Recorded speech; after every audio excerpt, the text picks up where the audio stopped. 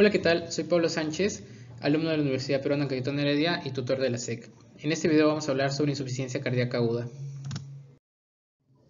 Estos son los objetivos a tratar: definir y clasificar la insuficiencia cardíaca, y por lo demás vamos a profundizar en lo que es diagnóstico y tratamiento de la insuficiencia cardíaca aguda, aparte de resolver algunos casos clínicos sobre el tratamiento de la insuficiencia cardíaca crónica. Bueno, empezando definiendo qué es la insuficiencia cardíaca congestiva. Básicamente es un síndrome clínico resultado de la alteración estructural o funcional del llenado ventricular o de la expulsión de sangre. Es importante definir que puede ser tanto estructural como funcional, ya que en algunos cuadros, debido a algunas etiologías, la cosa solo va a ser funcional, y tratando esas etiologías, esta insuficiencia cardíaca puede remitir. Definiéndolo de otra forma, la ICC es cuando el corazón es incapaz de mantener un gasto cardíaco para satisfacer las demandas metabólicas, y es ahí donde debemos intervenir para dar un tratamiento adecuado. Hay algunos síntomas cardinales que nos orientan hacia ICC, que es la disnea, fatiga, edemas, estertores, etcétera, que básicamente son signos de congestión, pero hay que saber que no todos los pacientes van a presentar estos signos de congestión o signos de sobrecarga de volumen. Por eso es que actualmente el término insuficiencia cardíaca congestiva ya no se usa mucho y solo se queda como insuficiencia cardíaca, ¿no? Porque justo estos pacientes no van a presentar congestión. Y bueno, aquí tenemos un cuadro de ya básicamente la clasificación que se le da actualmente, y es en base al FEBI, a la fracción de eyección del ventrículo izquierdo, ¿no? Un FEBI normal es mayor al 50%, pero también puede haber una insuficiencia cardíaca con un FEBI conservado, y se va a llamar específicamente así cuando tiene el FEBI mayor al 50%. Cuando es menor al 40% es un FEBI, una insuficiencia cardíaca con FEBI reducido, y cuando está entre 40 y 50 básicamente es una insuficiencia cardíaca con un FEBI en rango medio. Bueno, ahora empezando con los casos, tenemos un paciente con hipertensión del 2010, tiene una presión promedio de 140/95, recientemente ha comenzado a tener fatiga y disnea moderados esfuerzos. Usted plantea como diagnóstico una ICC. Usted infiere que el paciente no tuvo síntomas todo este tiempo por presencia de mecanismos compensadores. ¿Y cuál no es uno de ellos? Bueno, voy a dejar unos 5 segundos entre cada caso. Pueden poner en pausa el video para que puedan responder a estos casos. Y en este primer caso, la respuesta correcta es disminución del óxido nítrico y algunos péptidos natriuréticos. La pregunta anterior iba dirigida hacia la fisiopatología de la insuficiencia cardíaca, y hay que recordar que la insuficiencia cardíaca empieza por una disminución del gasto cardíaco. Este gasto cardíaco va a desencadenar toda una cascada de respuestas fisiológicas para poder mantener una volemia adecuada, una presión arterial adecuada y también una perfusión adecuada. Entre ellas tenemos, por ejemplo, un aumento del ADH, también acción del sistema nervioso simpático, y después también tenemos al sistema renin-angiotensina-aldosterona, donde va a intervenir el riñón. También hay que resaltar la acción de algunos péptidos natriuréticos, como el péptido natriurético cerebral o Brain Natriuretic Peptide, resumido en BNP, y hago especial énfasis en este porque tiene un especial papel en la insuficiencia cardíaca y también nos va a servir en el diagnóstico. Este BNP se puede medir para poder identificar un cuadro de insuficiencia cardíaca. Muy bien, en el siguiente caso tenemos a Juan, quien presenta disnea leves esfuerzos, disnea paroxística nocturna, ortopnea y tos nocturna. Al examen físico, una frecuencia cardíaca de 120, un S3, matidez en base de mi tórax derecho, ingurgitación yugular positiva, le sacan una radiografía de tórax y presenta un edema agudo de pulmón y un índice cardiotorácico de 0.7. ¿En qué grado de ICC se encuentra Juan? Valorado en la escala de New York Heart Association. En este caso la respuesta es 3, en el nivel 3. Y la pregunta anterior fue más que todo para definir la clasificación de ICC. Ya hay dos grandes posturas, primero el AHA y después el New York Heart Association. El AHA de por sí va a evaluar los cambios estructurales, mientras que el NIHA lo va a evaluar sobre todo por limitaciones funcionales que va a tener el paciente. Y hay que recordar acá que AHA empieza con A, así que las clases van a empezar con A, va a ser A, B, C, D, mientras que el New York Heart Association va a tener por números romanos del 1 hasta el 4. Y esto va a ser progresivo, desde ningún síntoma hasta síntomas leves, y a leves esfuerzos hasta síntomas en el reposo, ¿no? Entonces, por ahora vamos a enfocarnos sobre todo en el NIHA, porque algunas guías se enfocan sobre todo al tratamiento de acuerdo al estadio del NIHA que tiene el paciente. Ahora sí, ya dando este preámbulo de algunos conceptos de insuficiencia cardíaca en general, vamos a empezar ya con insuficiencia cardíaca aguda. Y esta se define con inicio rápido de nuevos o empeoramiento de algunos síntomas y signos de una insuficiencia cardíaca. O sea, es rápido, tiene un inicio básicamente súbito y un curso agudo. Algunos pacientes pueden tener un curso subagudo, o sea que pueden tener síntomas por 2-3 semanas. Igual lo vamos a considerar como insuficiencia cardíaca aguda. ¿Y cuáles son las causas? Bueno, lo podemos dividir en sí en general en dos. Descompensación aguda, que va a ser ya un paciente que tiene una cardiopatía conocida o una insuficiencia cardíaca crónica y que debido a algunos factores puede empeorar estos síntomas, ¿no? Esa es la causa más común, el 95% de pacientes, bueno, el 85% de pacientes lo va a tener. Y después hay una ICC de novo que puede ocurrir por primera vez en pacientes sin una miocardiopatía conocida, ya es una menor proporción de pacientes. Identificar una insuficiencia cardíaca aguda es una emergencia, hay que tratar al paciente de por sí, porque es un cuadro que puede amenazar la vida del paciente, se puede morir. ¿Y por qué? Porque esta ICC aguda puede ocasionar un shock cardiogénico y una falla respiratoria, ya que de por sí estos pacientes que presentan estos cuadros de shock cardiogénico y falla respiratoria deben ir a UCI, a cuidados intensivos. Ahora sí, tenemos el caso 1 relacionado a este tema. Varón de 50 años llega a emergencia por dolor retroesternal severo y dificultad respiratoria hace una hora. Tiene dislipidemia, hipertensión, diabetes, con tratamiento regular, ha fumado un paquete de cigarros diarios durante 20 años, aparece pálido y diafórico. Al examen físico está febril, taquicárdico, taquimneico, hipertenso, piel caliente, edema en ambos miembros inferiores, en tórax y pulmones crepitantes, cardiovascular, ruidos cardíacos rítmicos, taquicárdicos, S3 y no soplos, y en la radiografía de tórax evidencia de edema pulmonar bilateral y cardiomegalia. ¿Cuál es la causa más probable en este caso? Bueno, de por sí ya el cuadro de este paciente nos está indicando básicamente un cuadro clásico de un síndrome isquémico coronario agudo. Podría ser, es muy probable que sea un infarto de miocardio por todos los antecedentes que tenga. Así que, ¿cuál es la causa más probable del cuadro de este paciente? En este caso, un infarto agudo del miocardio, ¿no? Hay que recordar que no todos los pacientes se van a presentar con este dolor retroesternal severo, que es clásico del infarto de miocardio, sino que hay lo que se llama un Zika atípico, que sobre todo lo va a tener adultos mayores o pacientes diabéticos, ¿no? Que solo van a presentar, por ejemplo, una disnea y van a referir eso, pero en el fondo pueden tener un infarto agudo del miocardio, así que hay que tener especial atención con esos pacientes. ¿Y este paciente tiene insuficiencia cardíaca? Pues de hecho sí, sí tiene una ICC. Y aquí vamos a detallar un poco de las etiologías. Hay diversas etiologías que pueden desencadenar una ICC aguda y dentro de ellas la más común, la más resaltante, va a ser un síndrome isquémico coronario agudo, ¿no? Un SICA. Dentro de ellos el infarto, una de las más comunes. Y después tenemos todo un espectro de etiologías. Hay que destacar también las metabólicas, como por ejemplo el hipertiroidismo, que va a tener un manejo adecuado, o también algunas deficiencias nutricionales como la anemia. Una anemia ferropénica o de cualquier otro tipo de anemia también puede causar una ICC aguda. Y dentro de las etiologías tenemos esta mnemotecnia que es CHAMP, un Zika, una hipertensión, una emergencia hipertensiva, una arritmia, algunas causas mecánicas como por ejemplo un taponamiento cardíaco, una pericarditis constrictiva o una embolia pulmonar. ¿Y por qué es importante averiguar la etiología? Porque esto va a definir el tratamiento que va a recibir el paciente. El manejo siempre es de acuerdo al cuadro clínico. Si bien hay un manejo general, un tratamiento general, también hay que incidir en la causa, porque si no tenemos la causa, la insuficiencia cardíaca va a seguir ahí.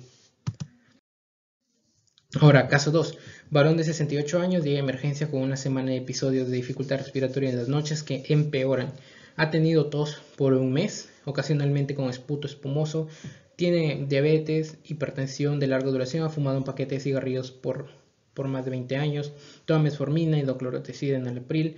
Al examen físico está afebril, taquicárdico, taquimneico, está hipertenso, piel tibia e hidratada sin edemas. Tiene crépitos. En cardiovascular, lo que impresiona es este sonido de tono bajo y sordo en telediástole que se escucha mejor en foco mitral y no tiene signos de congestión venosa. Sobre el caso, lo más probable es que el paciente tenga... Bueno, hay que aquí resaltar que siempre los pacientes con ICC aguda van a ir a emergencia, ¿no? Pero como dije, el curso de la enfermedad puede ser hasta subagudo, puede ser con un tiempo de enfermedad de 2 semanas, 3 semanas, así que hay que tener en cuenta. Pero la mayoría de pacientes se va a presentar con un IJA clase 4, ¿no? ¿Y qué es lo más probable que tenga este paciente? Pues obviamente que presente congestión por justo los crépitos bivasales, que es lo que más nos hace pensar en ello. Entonces, ¿cuál es el cuadro clínico? Ya conocemos esta escala de la insuficiencia cardíaca crónica. Bueno, los criterios de Framingham, tenemos mayores y menores. ¿Cómo hago un diagnóstico de insuficiencia cardíaca? 2 mayores o un mayor y 2 menores, ¿no? Entonces, eso nos ayuda mucho en el diagnóstico. Si bien lo utilizamos regularmente en la insuficiencia cardíaca crónica, también nos orienta hacia la ICC aguda, ¿no? Entonces, hay que tenerlo en mente. Ahora, hablando propiamente del cuadro clínico de una ICC aguda, vamos a clasificar a un paciente de acuerdo a su perfusión y a la presencia de congestión que tenga. Dentro de congestión, bueno, tenemos primero algunos síntomas de la falla cardíaca izquierda que va a ocasionar los síntomas pulmonares que ya conocemos, como el edema agudo de pulmón, la ortopnea, la disnea paroxística nocturna, tos, crépitos y puede llegar a cianosis en caso de algunos casos severos. Y luego tenemos otros síntomas de falla cardíaca derecha, como ya puede ser la congestión venosa, ¿no? Como la ingurgitación yugular, el reflujo hepatoyugular, el edema periférico, la hepatomegalia, la citis que se puede generar, ¿no? A eso lo llamamos como congestión. Y luego hipoperfusión, que puede presentar el paciente debido a un bajo gasto cardíaco. Ahí tenemos, por ejemplo, extremidades frías, oliguria, confusión mental, mareos y pulsos débiles. Y hay que tener especial atención en esos pacientes que tienen hipoperfusión porque ya estaríamos entrando en la definición de un shock cardiogénico, que ya tiene un manejo un poco más especializado, un manejo en UCI, ¿no? En la unidad de cuidados intensivos. Estos pacientes deben recibir eso. Y ahora, conociendo estos síntomas, el paciente se lo puede clasificar de acuerdo si presenta congestión en wet or dry, que vendría a ser húmedo o seco, e hipoperfusión, que vendría a ser warm or cold, que vendría a ser tibio o frío, si presenta o no perfusión. Entonces, el cuadro más común, el 95% de pacientes que va a presentar es un cuadro warm and wet, es decir, tibio, con una perfusión adecuada, y wet, con congestión. Y es lo que vamos a tratar y es lo que también va a ir enfocado un poco los casos clínicos. El menor porcentaje de pacientes va a ser cold, ¿no? Hipoperfundido. Pero hay que tener especial atención a estos pacientes porque ya pueden estar teniendo un shock cardiogénico. Aquí este cuadro que me va a indicar lo mismo y como había dicho solo un 5-8% de pacientes se presenta con hipoperfusión, es decir frío, pero estos pacientes tienen un peor pronóstico, van a ir peor, ya necesitan de unidad de cuidados intensivos, ¿no? Porque están entrando ya en un shock de tipo cardiogénico. Muy bien, seguimos con el caso 2 relacionado al que ya habíamos leído. Entonces, ¿qué exámenes auxiliares serían de mayor ayuda para llegar al diagnóstico de ICC? En este caso vendría a ser el BNP y ProBNP. Y esto ya lo habíamos repasado en la fisiopatología, por eso les pedí especial atención en el BNP porque esto nos ayuda mucho de ayuda diagnóstica, ¿no? Entonces, dentro del diagnóstico tenemos varias alternativas, pero obviamente este es un diagnóstico principalmente clínico. El resto nos puede ayudar, pero la clínica es la que siempre va a mandar. Y dentro de todos los exámenes de diagnóstico, el que me va a decir tiene ICC es el BNP y el ProBNP. No, ProBNP que es un péptido antes ya de la creación del BNP, pero los dos se pueden medir, ¿no? Acá están algunos valores. Del BNP va a variar si es un cuadro crónico o un cuadro agudo, así que dentro del BNP vamos a tomar que 100 para un cuadro agudo y 300 en el ProBNP para un cuadro agudo, ¿no? Entonces si son más de estos valores ya me dice con un montón de seguridad que el cuadro se trata de una ICC aguda. Luego el resto de exámenes, como por ejemplo el EKG, la radiografía, troponina, glucosa, hemograma completo, etc., me va a ir orientado a identificar una etiología de esta ICC aguda o identificar algunas complicaciones, como puede ser un síndrome cardiorrenal, ¿no? Ya empieza a fallar el riñón. Por eso es que también se debe medir el BUN o la creatinina. Luego otros exámenes como la ecocardiografía me va a ayudar a clasificar la ICC según su FEBI, algunas enzimas hepáticas que igual me va a ayudar a identificar algunas complicaciones. Y también la TSH, no hay que olvidar un paciente, por ejemplo, una paciente, sobre todo por epidemiología, paciente mujer que haya estado previamente sana y esté desarrollando una ICC aguda de nuevo, hay que tomar en cuenta la TSH porque puede estar desarrollando un hipertiroidismo, entonces también hay que medir esto. Y también podemos considerar hacer un AGA. Muy bien, caso 3.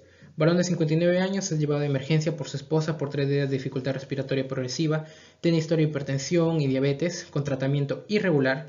el paciente ha fumado de una buena cantidad, al examen físico está afebril, está frecuencia cardíaca normal, está taquipneico, hipertenso, con una saturación en 91% y está desaturando, tiene una piel tibia e hidratada, miembros inferiores con edemas y crépitos vivasales. Se tiene un AGA, una radiografía de tórax, una ecocardiografía muestra un FEBI de 55%, que vendría a ser normal, y BNP y ProBNP están elevados. Se hace un diagnóstico de ICC con FEBI conservado, además de la administración de terapia de oxígeno. ¿Cuál de los siguientes es el manejo más adecuado?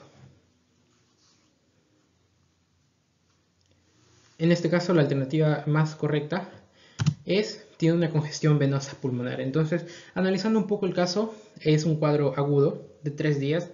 Y ya aplicando un poco los criterios de Framingham, sí está teniendo congestión y va acorde con una insuficiencia cardíaca. Y por el tiempo podríamos clasificarlo como una insuficiencia cardíaca aguda, en este caso con FEBI conservado.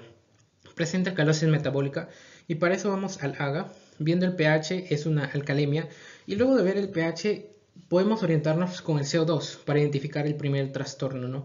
Si en este caso el CO2 está disminuido, entonces básicamente sería una alcalosis respiratoria porque se está lavando CO2, ¿no? Se está saliendo el cuerpo y eso hace que el pH vaya hacia más básico. ¿Y a qué se debe? Podría deberse justo a la taquipnia que está presentando el paciente, ¿no? Entonces, no presenta una alcalosis metabólica respiratoria. Es probable que tenga COVID-19. Bueno, la radiografía nos aleja un poco y el cuadro también. La radiografía indicaría sobre todo lo que es el patrón de vidrio esmerilado, que no lo tiene acá, más bien aquí hay cefalización de flujo, y justo lo que va de acuerdo a la alternativa D, que es la línea de Kerley, ¿no? Que lo podemos ver acá, estas líneas que van desde la pared torácica hacia el centro, ¿no? Además de la cardiomegalia, que ya me orienta a un problema más crónico, que está teniendo una reagudización. Entonces, describiendo rápidamente la radiografía de tórax, que también es de mucha ayuda diagnóstica, ¿qué podemos encontrar? Una cardiomegalia, un edema agudo de pulmón, cefalización de flujo. Cefalización de flujo se refiere a que la sangre básicamente se vaya hacia los ápices. Normalmente por la gravedad la sangre tendría que ir más hacia las bases, pero cuando ya se empieza a notar esta radiopacidad hacia arriba podemos llamarlo una cefalización de flujo. Y las líneas de Kerley, que serían 2 en total, en esto la B, que viene de manera centrípeta de la pared torácica hacia el centro, y la A desde el corazón hacia el centro, ¿no? Entonces ahí tenemos la B y la A. Hay otros que consideran la C, que sería como un valor intermedio entre A y B, pero no lo consideran tanto, sobre todo la A y la B. Y acá tenemos otros ejemplos, como la línea de Kerley B y las líneas de Kerley A. Ahora, vamos a identificar y manejar la ICC aguda. Entonces, siempre con una ICC aguda hay que pensar en que el paciente puede tener un shock por la hipoperfusión. Y debido a este edema agudo de pulmón puede estar teniendo una insuficiencia respiratoria, que puede ser tipo oxigenatoria hipercápnica, ¿no? Y hay que identificar esas emergencias porque el paciente va a necesitar un manejo en UCI, tanto el shock cardiogénico como la insuficiencia respiratoria. Y es ahí donde empieza el manejo de la ICC aguda. Ya estos pacientes van a necesitar un soporte circulatorio o un soporte ventilatorio y van a tener que ir a UCI. Luego, ya de esto, si lo hemos descartado o igual en UCI, hay que identificar las causas. Porque identificar las causas va a conllevar a que este paciente tenga un tratamiento específico. Y para realizar algunas pruebas diagnósticas, ¿no? Si es que no ha sido suficiente, si es que aún no conocemos las causas. Y también dar un manejo farmacológico adecuado. Entonces aquí tenemos siempre el CHAMP, tenerlo en mente, que son las primeras causas, las más comunes. Y si es que descartamos, pues sí, debemos seguir haciendo más pruebas diagnósticas. Y si identificamos una, pues dar ya un tratamiento más específico orientado hacia estas causas. Muy bien, caso 3 es el mismo caso de antes, pero ahora hay una pregunta diferente. ¿Cuál es el siguiente mejor paso a seguir para un manejo adecuado? Y en este caso la respuesta es furosemida. Ahora vamos a entrar ya un poco al tratamiento, pero bueno, básicamente un spoiler. Se da furosemida porque el paciente está ahora congestionado y es lo que causa, bueno, la mayor parte de los síntomas, el AGA, también la alcalosis respiratoria, así que hay que descongestionar a este paciente. Entonces, el manejo farmacológico va a tener 3 objetivos generales. Disminuir la congestión, ayudar al corazón a mantener un gasto cardíaco adecuado, es decir, ayudar al corazón a latir y que el paciente tenga una perfusión adecuada. ¿Y eso cómo lo vamos a medir? Por una presión arterial sistólica. Entonces son estos tres objetivos y de acuerdo a esto se dirigen los fármacos, ¿no? El manejo farmacológico puede marear un poco, pero vamos a intentar simplificarlo. Entonces, disminuir la congestión. ¿Cómo disminuyo? Bueno, el paciente está acumulando mucha agua, mucho líquido donde no debería, ¿no? Entonces, ¿qué le debo dar? Un diurético de primera línea cuando el paciente tiene congestión. Y un vasodilatador se considera, ya que puede potenciar los efectos del diurético. O sea, el vasodilatador lo que va a hacer es relajar, o sea, extender los vasos sanguíneos de las arterias, pero también de las venas. Y hay que recordar que en la ICC hay una presión venosa aumentada, una presión abdominal aumentada, y eso también va a afectar a los riñones. No, cuando aumenta la presión venosa, los riñones también se ven afectados. Entonces, esto va a potenciar el vasodilatador, va a mejorar la función renal y va a potenciar los efectos del diurético, ¿no? En disminuir la congestión.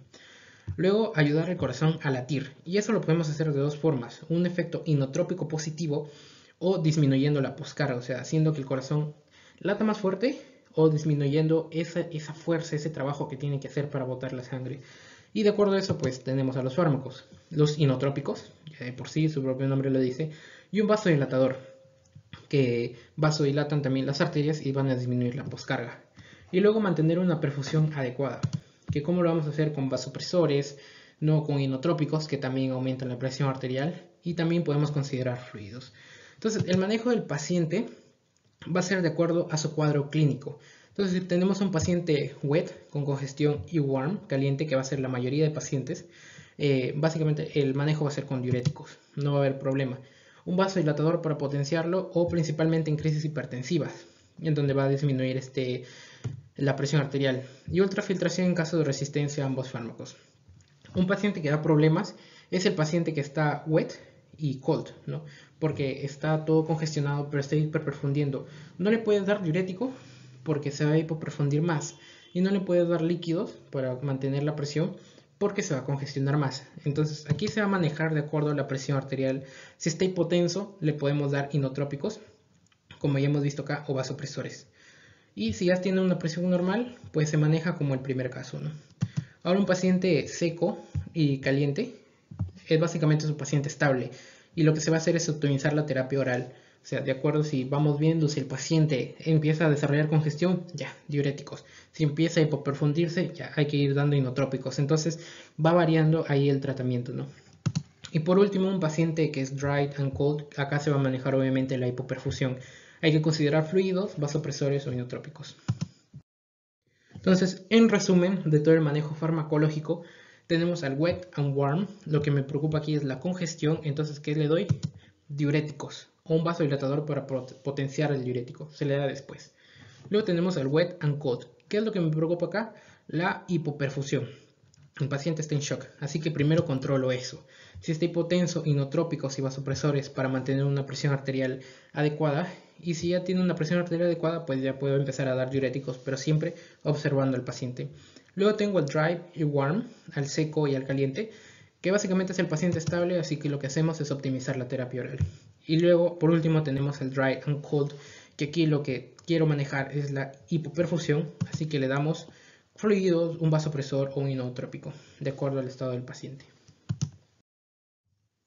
Aquí se detallan algunos fármacos como el cuadro más común es el de congestión y de perfusión adecuada. Voy a destacar aquí especialmente la furosemida, que se le da de 20 a 40 miligramos por vía intravenosa, para que actúe rápido y descongestione rápidamente al paciente. Una dosis oral equivalente si el paciente ya ha estado tomando diuréticos antes, por cualquier razón, y le damos una dosis oral equivalente. Se controla con el flujo urinario y de acuerdo a eso vemos si mantenemos o duplicamos la dosis. En casos refractarios podemos añadir otros diuréticos, como una tiacida o también un vasodilatador, como ya lo habíamos conversado. Vasodilatador de elección, nitroglicerina. Inotrópicos tenemos a la dobutamina. ¿Qué hace la dobutamina? Aumentar el calcio intracelular en el miocardiocito, y eso hace que estos se contraigan más fuerte, ¿no? Por eso se llama inotrópico.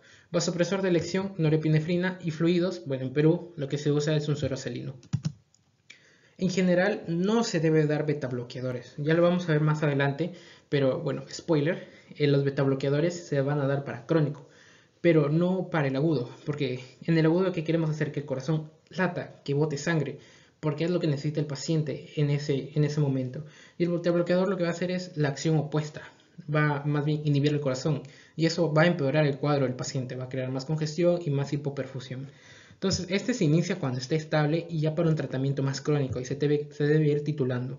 Y existen situaciones específicas, otro spoiler, como por ejemplo una ICC funcional, como en el hipertiroidismo, donde tenemos que controlar la frecuencia cardíaca. ¿Y cómo lo controlamos? Dando beta bloqueadores. Y más bien en este cuadro, dando beta bloqueadores va a bajar la frecuencia cardíaca y el corazón va a recuperar su funcionamiento normal. Entonces hay que tener en cuenta esas situaciones especiales, ¿no? Y de nuevo, aquí está el CHAMP, recordándonos las etiologías.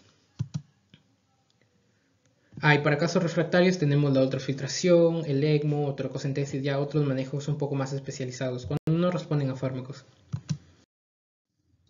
Muy bien, caso 3. De acuerdo a esto, el paciente sí está teniendo congestión, pero la piel tibia, aunque no es hipotenso, aunque debemos conocer cuál es su presión arterial básicamente basal, bueno, no nos indica una hipoperfusión, ¿no? Está bien perfundido, pero sí está congestionado. Entonces, lo que tenemos que dar aquí es furosemida. Un caso, bueno, primera parte del caso, la primera variante. Mujer de 64 años con el antecedente de miocardiopatía no isquémica acude a emergencia por disnea, refiere aumento de peso de 10 kilogramos en un mes. Al examen físico está afebril, presión arterial, bueno, frecuencia cardíaca normal, frecuencia respiratoria normal, presión arterial normal, extremidades calientes, estertores en ambas bases pulmonares, ingurgitación yugular positiva, signo de oleada en el abdomen y edema de miembros inferiores. Este es el laboratorio y la pregunta va a ¿cuál es la medida siguiente más adecuada? Y en este caso la medida más adecuada es furosemida 40 miligramos intravenoso. ¿Por qué? La paciente obviamente está teniendo signos de congestión, ya en la radiografía vemos edema pulmonar, tiene aumento de presión venosa, signo de la oleada que está teniendo una citis, un edema en miembros inferiores, pero además las extremidades están calientes, no está hipotensa, así que está bien perfundida, así que la elección sería furosemida. Aparte el laboratorio nos indica una creatinina de 2.5 con un basal anterior de 1.2, está teniendo una insuficiencia respiratoria. Podemos decir que por la insuficiencia cardíaca puede tener un síndrome cardiorrenal, pero habría que investigar más. La hiponatremia también la podemos explicar por la insuficiencia renal. Y aquí los diuréticos van a encajar perfecto, no solo para la congestión, sino también para mejorar la función renal. Entonces, en esta paciente, perfecto la furosemida. Esta es una variación del caso anterior. Mujer de 64 años, lo mismo, pero el examen físico está taquicárdica, taquipneica e hipotensa. Extremidades frías y pálidas, estertores en ambas bases pulmonares, ingurgitación yugular positivo, signo de la oleada en el abdomen, edema de miembros inferiores y acá está el laboratorio. ¿Cuál es la medida siguiente más adecuada? En este caso, la medida más adecuada es dobutamina. ¿Cuál es el cuadro de esta paciente? Tiene congestión y además está hipoperfundiendo. ¿Qué es lo que debo atender primero? La hipoperfusión, ¿no? Entonces, ¿cómo aumento la presión arterial? Por inotrópicos o vasopresores. Inotrópicos yendo primero, entonces por eso voy con dobutamina. No le puedo dar un bolo de cloruro de sodio a pesar de que esté hipotensa, porque está congestionada. Si le doy un bolo, se va a congestionar más y empeora el cuadro. Digoxina no encaja en este tratamiento y norepinefrina se le daría si es que no responde a dobutamina. Este es otro algoritmo que también se puede utilizar para el manejo, que es básicamente lo mismo. Primero identificar a los pacientes que necesitan UCI, luego identificar las causas y luego los mismos medicamentos que les he estado comentando, como diuréticos, vasodilatadores, inotrópicos, vasopresores, de acuerdo al cuadro que tiene el paciente, ¿no? Y así dar un monitoreo y seguir un manejo más específico, de acuerdo a la etiología. Ahora sí, se vienen más casos relacionados a ICC aguda. Caso 5. Varón de 5 años llega a emergencia por 5 días de disnea progresiva hasta reposo y fatiga. Ha fumado un paquete de cigarrillos diarios por 30 años. Al examen físico una frecuencia cardíaca de 96, frecuencia respiratoria 26 y una presión arterial normal. Se tiene esta radiografía de tórax. Y la pregunta es, ¿cuál es la causa más probable de la afección del paciente? Y la respuesta aquí es falla ventricular izquierda justo el paciente también está teniendo un edema agudo de pulmón, está teniendo las líneas de Kerley A y Kerley B, hubo un derrame pleural incluso y una cardiomegalia. Entonces, está teniendo una congestión. Y por la historia, podemos clasificarlo como una ICC aguda. No habría que hacer más pruebas. ¿Por qué en el síndrome de estrés respiratorio agudo esto se relaciona más a un cuadro inflamatorio? Por ejemplo, una neumonía y una neumotecnia, porque hay criterios de ARTS, que son 4 criterios, pero te acuerdas de 3, ¿no? T de tiempo, R de radiografía, E de edema y S de saturación o oxigenación. T de tiempo, una semana, que lo podría estar cumpliendo el paciente, menos de una semana. R de radiografía muestra radiopacidad, pero la E de edema, en este caso debe ser un edema no cardiogénico, explicado por otra causa que no sea insuficiencia cardíaca, y en este caso es lo que está explicando, entonces no entraría dentro de los criterios de ARTS. Enfisema, no podría ser por la historia, pero la radiografía no colabora con eso, y el neumotórax espontáneo tampoco. Bueno, caso 6, en la primera variación, mujer posmenopáusica de 47 años, presenta hace 3 semanas disnea progresiva hasta ser intensa, 2 semanas antes del ingreso presenta hinchazón de una extremidad pélvica, dolor, no refiere dolor retroesternal o tos con esputos y antecedentes de importancia. Al examen físico está febril, taquicárdica, taquimneica, hipertensa, está saturando bien, piel caliente, edema en ambos miembros inferiores, exoftalmos, temblor fino en manos, crepitantes bivasales, taquicardia, S3, no soplos, distensión de venas yugulares. ¿Qué exámenes auxiliares serían de mayor ayuda para descubrir la causa del cuadro de la paciente? En este caso hay que analizar muy bien cómo viene el caso clínico de la paciente y hay que notar que está teniendo básicamente una tirotoxicosis, ¿no? Un hipertiroidismo, lo podemos llamar, y ya es una tormenta tiroidea. La tormenta tiroidea sería este cuadro agudo que ya presenta varias complicaciones del hipertiroidismo, entre ellos una insuficiencia cardíaca, fiebre, el temblor en manos, como podemos ver acá, y el exoftalmos nos puede ayudar a identificar, en este caso, junto con la epidemiología que es mujer, podría ser una enfermedad de Graves, pero hay que identificar esta tormenta tiroidea, ¿no? ¿Y qué nos puede ayudar en este caso? Pues medir en sí la TSH, ¿no? Este conjunto de exámenes diagnósticos nos va a ayudar a identificar la causa. El primero, AMPA, no vendría al caso. Tendríamos que después, esto se utiliza para una hipertensión crónica. Después tendríamos que evaluar si lo necesita. Tomografía de tórax no viene al caso como primer paso. Si es que no descubrimos la etiología, podemos considerarlo después. Y creatinina y orina de 24 horas tampoco nos ayudaría. Sería más para función renal, pero ya es evaluando más las complicaciones y no tanto para descubrir la causa. El caso 062, que es básicamente la misma paciente, pero agregado con un antecedente que es asma estable en actual tratamiento, sin crisis asmática anteriores, un asma leve, vamos a definirlo, y la pregunta es ¿cuál es la mejor alternativa en el manejo de la paciente? Igual esta paciente tiene una tormenta tiroidea, un hipertiroidismo, pero esta vez se agrega un asma estable. Ya les había dicho un spoiler antes de cómo es que se trata el hipertiroidismo, básicamente antagonizando los síntomas. ¿Y quién antagoniza esos síntomas? Los beta bloqueadores. Van a disminuir la frecuencia cardíaca, van a disminuir el temblor, por ejemplo, y la hipertensión. Pero hay que tener cuidado con el asma, porque el asma se trata, por ejemplo, con salbutamol, que es un beta 2 agonista, y un beta bloqueador, pues va a empeorar el asma de la paciente. Entonces hay que tener cuidado. Y aquí la respuesta es atenolol. ¿Por qué? Porque este es cardioselectivo.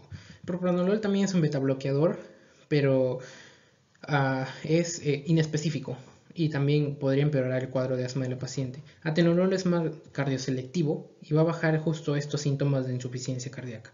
También podemos considerar verapamilo, pero la bibliografía señala que podemos utilizar atenolol en casos de asma leves, pero siempre viendo al paciente, ¿no?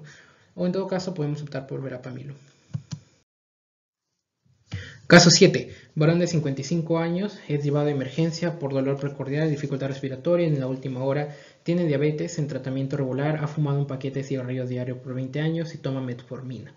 Al examen físico a febril, frecuencia cardíaca normal, taquimneico y ya está tendiendo a la hipotensión. Pálido diaforético, crépitos en ambos vasos pulmonares, RCR de BI, de buena intensidad, ingurgitación yugular positiva. ¿Cuál de los siguientes no estaría indicado como siguiente paso en el diagnóstico? Bueno, en este caso, justo también puse este ejemplo como para evaluar el riesgo cardiovascular y para tenerlo en cuenta. No es el tema, pero podemos evaluarlo. Evaluar el riesgo cardiovascular lo que hace es al paciente en 10 años, cuál es la probabilidad de que tenga un accidente cardiovascular. No puede ser un infarto, puede ser un ACV. Evaluando el riesgo cardiovascular siempre toma la edad del paciente. Algunos toman si tiene dislipidemia, si tiene diabetes, si tiene hipertensión, si los está tratando y si fuma. Acuérdense que fumar aumenta mucho el riesgo cardiovascular, entonces este paciente puede tener este riesgo cardiovascular. Y ya de hecho la historia nos está diciendo que es un infarto agudo de miocardio, ¿no? Aquí la respuesta es ¿cuál ayudaría en el siguiente paso en el diagnóstico?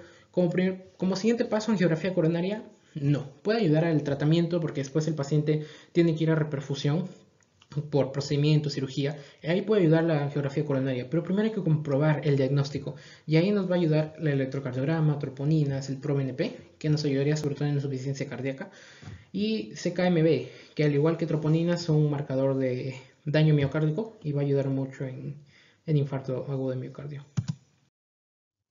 Acá tenemos el EKG del paciente y bueno, pueden analizarlo un rato.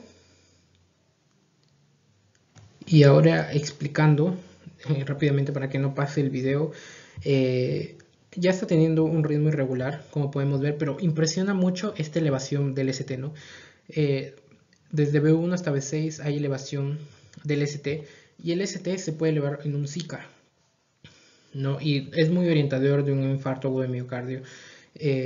Siempre el infarto se va a definir primero por troponinas elevadas, muy elevadas, y después más un criterio diagnóstico que puede ser un cuadro sugerente, muy sugerente, un EKG, como podemos ver aquí con elevación del ST, y después otros criterios. Entonces aquí sí hay elevación del ST, no solo en las precordiales, sino también en 2, en 3, entonces está teniendo ya un daño muy extenso, y eso puede estar generando el ritmo irregular. Se tiene el EKG, troponinas, creatinina, creatinina quinasa notablemente elevados, el BNP en 150, un FEBI 35. ¿Cuál de los siguientes no es un tratamiento que se debería instaurar para el manejo inmediato? En este caso, el paciente ya está teniendo un cuadro de infarto agudo de miocardio, está teniendo una insuficiencia cardíaca aguda con un FEBI reducido de 35%, así que el mejor manejo en este caso es, bueno, el que no se debería agregar es el propranolol. Ya se los comenté antes, no se da beta bloqueadores en un paciente que tiene insuficiencia cardíaca aguda porque lo matamos, no lo ayudamos a latir. En IMA se puede utilizar el propranolol, pero en pacientes que no tienen insuficiencia cardíaca aguda. ¿Cuál es el objetivo? Disminuir el dolor, ¿no? Pero hay que tomarlo con pinzas. ¿Cuál es el tratamiento en IMA en general? Haciendo un spoiler para otros temas, es como se está formando un coágulo, hay que dar antiplaquetarios. Una terapia antiplaquetaria doble, y ahí está la aspirina y el clopidogrel. Los dos son antiplaquetarios. Nitroglicerina para controlar el dolor isquémico, porque va a dilatar las coronarias, y atorvastatina para estabilizar la placa ateromatosa, ¿no? Que es básicamente por lo que se forma el infarto. Un caso sorpresa para analizar, tenemos un EKG y qué arteria se encuentra afectada. Rápidamente, lo que llama la atención en este EKG es la elevación del ST, es un ritmo regular, sinusal también, pero llama la atención la elevación del ST en 2, 3 y ABF. Y luego tenemos una pequeña depresión e inversión de la onda T en B1 y en B2. Hay que recordar aquí qué cara mira cada derivada. Rápidamente, el corazón tiene tres caras, inferior, anterior, que es medio oblicuo, y lateral, que vendría a ser la lateral izquierda. Tiene tres caras, es como un prisma triangular, ¿no? Que casi mira hacia adelante y hacia abajo. ¿Y qué cara va a mirar cada derivada? Va a depender hacia dónde va cada derivada, ¿no? La derivada 2, 3, ABF van hacia abajo, van a mirar la cara inferior. Las derivadas ABL, de B3 a B6 van a mirar la cara lateral, porque se van básicamente hacia ese lado. En cambio, U1 y ABR van a mirar el atrio derecho y el ventrículo derecho. Entonces, aquí, de acuerdo a eso que les he explicado, la respuesta sería coronariana derecha, que en la mayoría de los casos genera la interventricular posterior, o sea, va a irrigar la cara inferior y posterior, y eso se ve en las derivadas 2, 3 y ABF, ¿no? Que miran esa cara. Caso 8. Mujer de 60 años fue diagnosticada con ICC NIJA clase 2 hace 2 años y con hipertensión hace 15 años. Llega a emergencia por debilidad de mi cuerpo derecho hace 1 hora. Estaba tomando desayuno cuando no pudo levantar la cuchara y no pronunciaba bien las palabras. Ahora presenta disnea al reposo. Medicación actual incluye enalapril y espironolactona. Al examen físico está taquicárdica, taquipneica, hipertensa, extremidades calientes, crépitos bibasales, ritmo cardíaco arrítmico y taquicárdico, incultación yugular positiva, fuerza muscular 2 de 5 y sensibilidad disminuida. Entonces, viendo el cuadro de esta paciente, analizándolo un poco, ya tiene un cuadro de ICC crónico que aparentemente lo está tratando, pero hay un cuadro neurológico que llama mucho la atención y que es agudo. Puede ser una ACV por debilidad de mi cuerpo derecho, y justo lo comprobamos en el examen físico. Pero también estamos teniendo una reagudización de los síntomas de insuficiencia cardíaca, ¿no?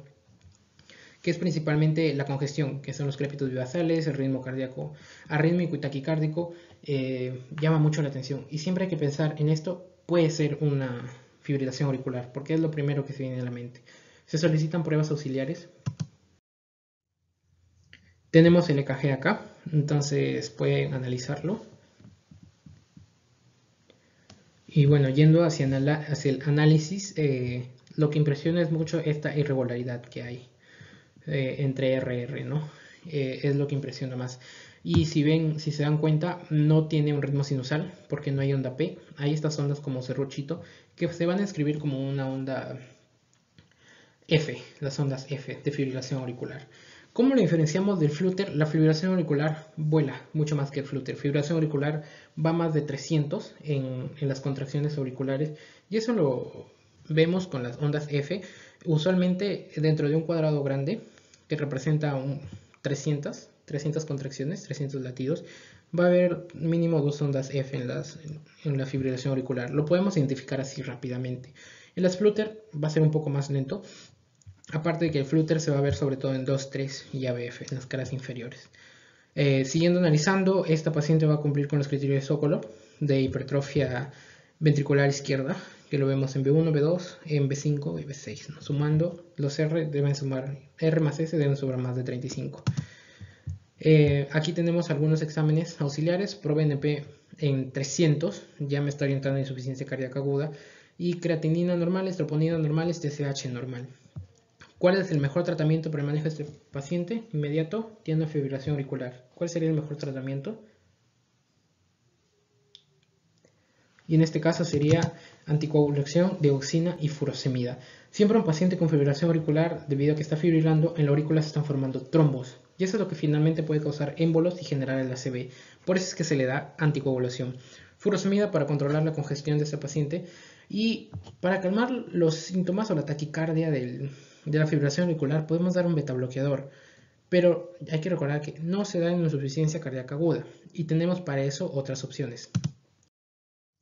Y acá tenemos el tratamiento, podemos optar por cardioversión o betabloqueadores, que sería la primera línea, pero si no tiene POC o insuficiencia cardíaca aguda, ¿no? Otras son el verapamilo, pero en caso de insuficiencia cardíaca aguda se opta por la digoxina, que tiene un efecto inotrópico positivo, o sea, ayuda a latir al corazón, pero un efecto cronotrópico negativo, va a disminuir la frecuencia cardíaca. Y eso justo lo dice acá la guía, que se le da digoxina o en todo caso amiodarona. Ahora sí, pasamos a algunos casos de insuficiencia cardíaca crónica rápidamente, solo para repasar sobre todo el tratamiento. Entonces voy a dejarlo leyendo un par de segundos a este caso y para que me den la respuesta. Muy bien, este paciente ya está teniendo claramente un cuadro de ICC crónico. Básicamente por la evolución, está cumpliendo criterios de Framingham y lo que llama mucho la atención es que esté tomando alcohol. Entonces, ¿cuál sería el manejo más adecuado para el paciente? Es la abstinencia de alcohol. Puede estar desarrollando una miocardiopatía alcohólica, pero para que desarrolle una miocardiopatía alcohólica debe ser un consumidor muy pesado por varios años y consumir un montón de alcohol. Y así puede causar esta miocardiopatía alcohólica, ¿no? Entonces, esa sería la mejor recomendación. Aquí tenemos nuevamente los criterios de Framingham y un cuadrito, de Harrison, que explica cuáles son las diferentes causas en caso de FEBI reducido, FEBI conservado y estados de alto gasto, que también no hay un montón de causas. Algunos exámenes auxiliares que me van a ayudar a confirmar la presencia de ICC o identificar la causa subyacente son similares a la insuficiencia cardíaca aguda y podemos considerar otros como la resonancia magnética, la angiografía coronaria, etc. El caso 10. Igualmente les doy un tiempo para que lean y para que puedan escoger una respuesta. Este vendría a ser un cuadro de insuficiencia cardíaca, cumple criterios de Framingham, tiene congestión, en el EKG se muestra hipertrofia, pero hay que tener cuidado porque tiene hipertensión, hipertrofia, pero la presión arterial igual está un poco baja. Hay que considerar cuál es su basal, de repente está controlado. Y muestra un FEBI 38, está con un FEBI reducido. Entonces, ¿cuál es el mejor tratamiento para iniciar en el paciente? En este caso sería YECA y beta bloqueadores. Estos es los diversos fármacos y sus diversos mecanismos de acción. Tenemos beta bloqueadores, los YECA, los ARA, la digoxina, por ejemplo, algunos otros diuréticos, tiacidas, también tenemos los diuréticos de ASA, etc. Intervienen en un montón de pasos dentro de la fisiopatología de la ICC. Y dentro del tratamiento, lo que quiero que se acuerden y se lleven es que en todo paciente con ICC con FEBI reducido, se va a recomendar estos tres. Recomendado, clase 1A, YECA, beta bloqueadores y diuréticos antagonistas. Siempre empezamos con un YECA, después se le añade un beta bloqueador cuando ya tengamos una dosis estable de YECA.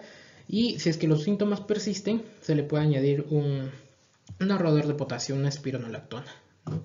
Y de acuerdo a eso, si los síntomas persisten, pues se varía de tratamiento, de acuerdo a cómo va el paciente, y etcétera, ¿no? Cambiar medicamentos si hay persistencia de síntomas. Pero estos tres medicamentos se va a recomendar en todo paciente con ICC FEBI reducido. Y para eso tenemos este caso. ¿Cuál de los medicamentos siguientes disminuye la cifra de mortalidad en insuficiencia cardíaca con disminución de fracción de eyección, con FEBI reducido? Y bueno, aquí tenemos betabloqueadores, todos son betabloqueadores, a diferencia de la ICC aguda que no se utiliza, aquí sí se recomienda para el manejo de la ICC crónica. ¿Cuál es el objetivo del betabloqueador? Reducir el trabajo del corazón y así que esto cause menos daño a largo plazo, ¿no? En este caso la respuesta es metoprolol. Hay un montón de betabloqueadores, pero hay que considerar estos, los cardioselectivos, que básicamente son de segunda generación, cardioselectivos porque actúan sobre todo en el corazón, y de tercera generación que aparte de ser cardioselectivos también tienen otros efectos, sobre todo en algunos canales iónicos que va a ayudar a la contracción del corazón. Mnemotecnia para cardioselectivos, acuérdense de la liga de básquet NBA, pero le hacemos un ligero cambio, MBA, metoprolol, bisoprolol, atenolol, son los cardioselectivos. Y luego de tercera generación tenemos arcarvedilol y el nebivolol. Pero ¿cuáles se utilizan para ICC crónica específicamente? Estos tres, metoprolol, bisoprolol y carvedilol. Entonces, no se olviden de los cardioselectivos que es MBA, metoprolol, bisoprolol, atenolol. Y por último, caso 12, varón de 52 años con hipertensión y diabetes no controlada, presenta síntomas de ICC hace 10 meses y en la ecocardiografía un FEBI de 55%. Entonces, es una ICC con FEBI conservado. ¿Y cuál de los fármacos se ha demostrado que tiene disminución de mortalidad? Esto suele ser una pregunta que viene en los exámenes de clínica médica y aquí en este caso la respuesta es ninguna de las anteriores. Lamentablemente para el caso de un FEBI conservado, a comparación de los otros anteriores, no hay un tratamiento que haya demostrado realmente que disminuye la mortalidad. Por eso el tratamiento para estos pacientes es muy difícil. El único que realmente ha demostrado que puede tener es la espironolactona, ¿no? Pero a comparación el YECA, beta bloqueadores, cancerotagonistas, no han demostrado y el tratamiento en FEBI conservado es muy difícil. Bueno, hasta ahí ha llegado la presentación, espero que les haya servido, así que por favor, para los que llegaron hasta el final, les pido que llenen esta encuesta que me va a ayudar a valorar qué tal ha sido el material del video y bueno, qué tanto les ha servido. Mi nombre es Pablo Sánchez Valiente, ahí está mi correo ante cualquier duda que tengan. Estas son las referencias bibliográficas que he utilizado para la elaboración de este video. Y muchas gracias.